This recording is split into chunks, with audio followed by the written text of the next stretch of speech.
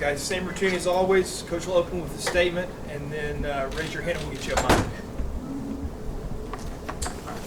How's everybody today? Good.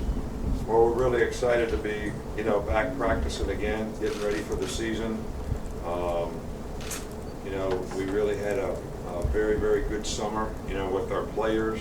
The new rules allows us to, meet with players a little bit each week and actually be on the field for, some individual simulated training type exercises. And I thought the organization that the players, when they did things on their own this summer, whether it be 7-on-7 or whatever, was very, very good, which is, what led to, because of the progress that we made this summer, we usually have a split practice where we have the older guys practice in the morning and the younger guys practice at night, and so that we can spend total and complete time with the younger players for one practice. But the issue with that in the past has been it really wears out the players because you only have 50 players out there, at a time, and you don't have enough guys to actually share the reps. And some guys get too many reps, and then I always felt like that really created, us sort of getting some overuse problems the very first day. So, we decided that we had made good progress with a lot of the freshmen, and basically we put the ones with the rest of the freshmen today on one end so that we could spend the bulk of the time with them and actually practice, the twos and the other and threes, on in a different two-spot situation so that we could actually spend a lot of time with those guys. But, we've had really good work so far. It was a good first practice. I think, one of the things that we've tried to establish with our players is, creating and establishing an identity as a team when it comes to toughness, effort, relentless competitive spirit, how we compete in games. There's some major areas that we need to emphasize.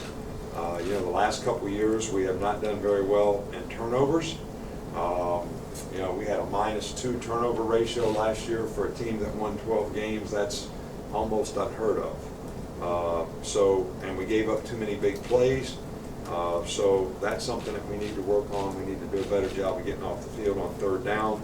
And we need to play with a lot more discipline, on special teams so that we can take advantage of some of the great skill guys that we have. So, those are some of the things that we're really trying to focus on.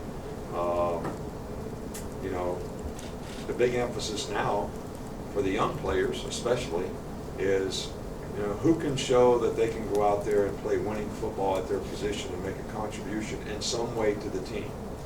And, the way it goes is in 2 or 3 weeks, we're going to have to decide, okay, who are we going to coach, who are we going to play this year? So, it's really important that, those guys can learn, grow, not that they're going to master the position in that time, but show that they are worthy of us investing time in because they can make a contribution to the team, this year. So, the rules are 2 days in shorts, 2 days in shells, and then we can put pads on. So that's, sort of the protocol of what we're trying to do. Cam Sims, Raheem Falcons, and Josh Casher are all out with injuries. Cam obviously had his injury in the spring. He's not ready to go yet. Bo Scarborough is ready to practice on a limited basis in a black shirt. Raheem Falcons actually sort of, I don't know exactly what you would call it, but had a fracture in his leg this summer, which required surgery. And, he's here for rehab. Cam is here for rehab. Josh Casher injured his pec in lifting weights this summer, and he will be out for probably a few more weeks. The other guys will all have a timetable where they'll be able to return. They're not ready to, so they can come to fall camp for rehab. They can't participate And so that's how we're going to use them until school starts. We're hopeful that these guys, when school starts, will be able to start to contribute. So that's sort of the plan for them. Questions? We'll start right here with Aaron. Nick, you touched on something I wanted to ask about, the new rule that allows you to spend some time with the players during the summer. Did you find a formula to use those 2 hours that was most beneficial? Did you find today that was really helpful to those guys when they hit the field? Well, I think it was really helpful that, that we were able to spend that time. We didn't always spend 2 hours. We spent 20 or 25 minutes on days where, the players were going to do 7-on-7, which has to be organized. The coaches can't be out there for that, but the players sort of do it. But on the days that we had that, which was 2 days a week prior to the 4th of July, 3 days a week after the 4th of July, we would spend 20 minutes or so, in meetings with the players and could make points of emphasis with them. And I think it was really good. I mean, it was really helpful. Go right over to Matt. With Bo, is this kind of the time frame that you had for him in terms of being able to practice right now, or is this ahead of schedule in terms of? Well, I think he's a little ahead of schedule in terms of his rehab, his Cybex, what he was able to do on the Ultra G. So he's having no contact practice. He's 4 months, which is most of the time when they turn guys loose to cut and do all those things, we certainly don't want to hit him. He'll probably be a while before he can play. I don't envision him playing in the first 4 games. He's suspended for the first 4 games anyway, but I don't think he'll be able to play because of the injury. So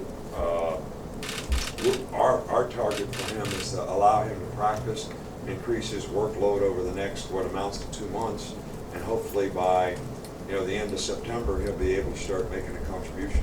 And back in the spring with the offensive line, you talked about 4 guys separating there at corner. Tony has practiced with the first team and first team guys since the spring.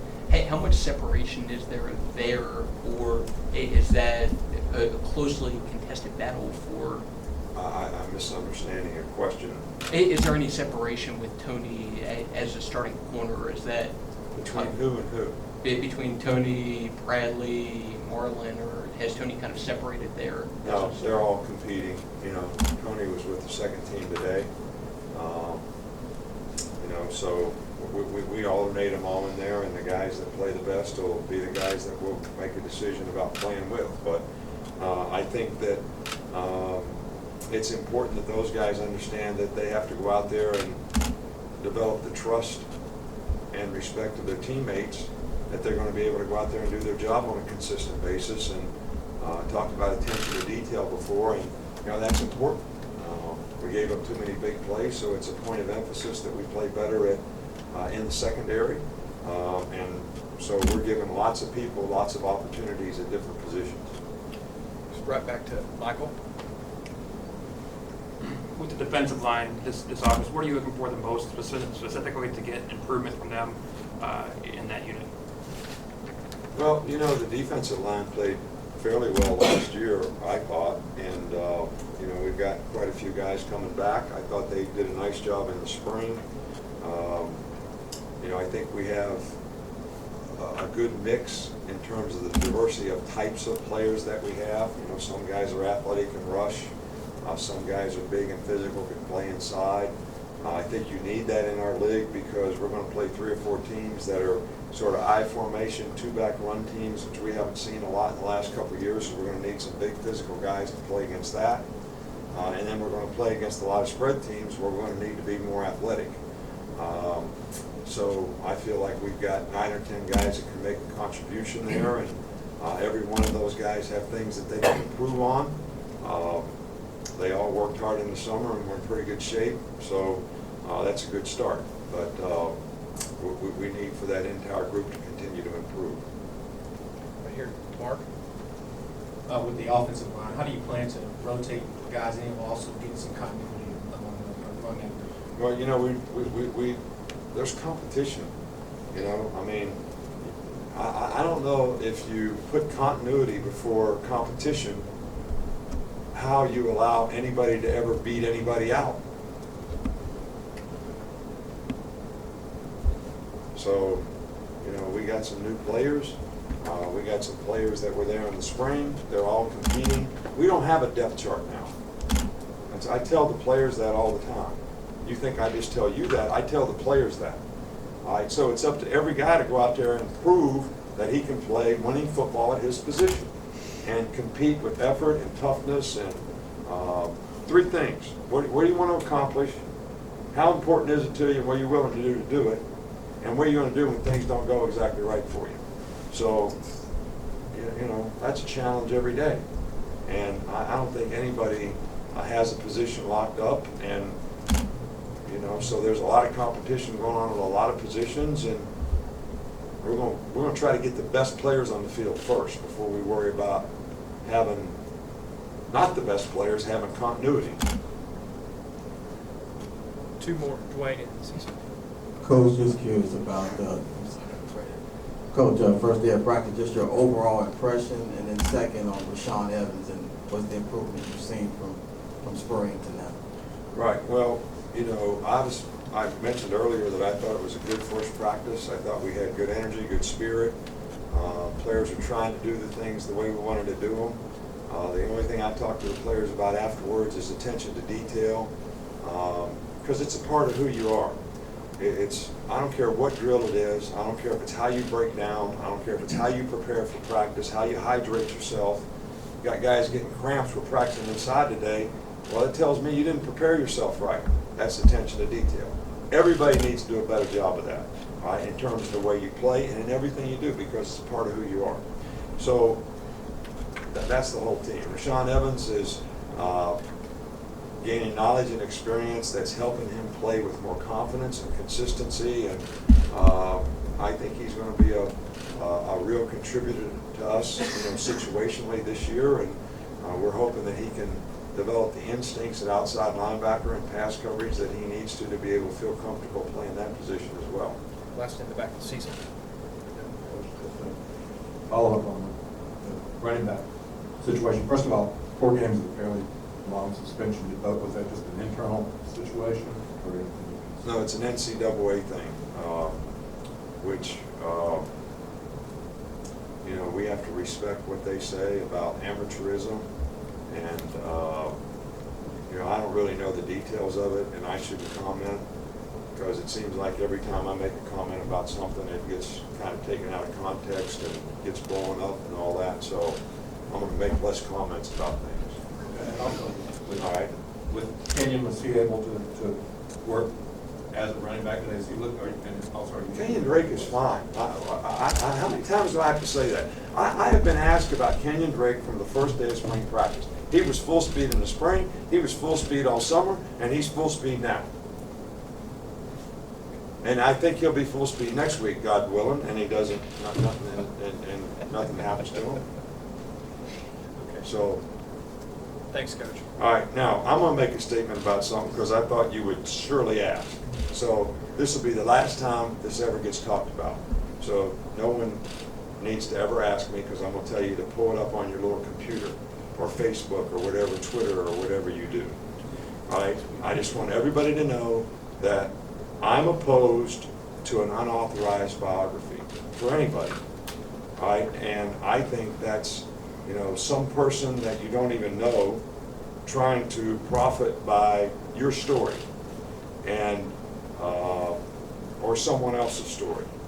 And you know, one of these days when I'm finished coaching in Alabama, I'll write an authorized book, because you know there's really only one expert on my life, and guess who that is? Me. And there won't be any misinformation, there won't be any false statements, there won't be any hearsay, you know, there won't be any expert analysis from somebody else. It'll be the real deal. But I'm not really ready for that to happen.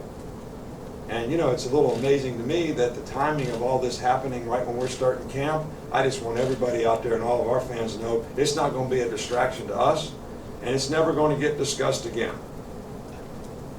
But since I'm not finished yet, at Alabama. We're not writing any books yet. But when we decide to write an authorized book, it will have the truth, the whole truth, and nothing but the truth. That's okay. Thank you. Thanks, Coach.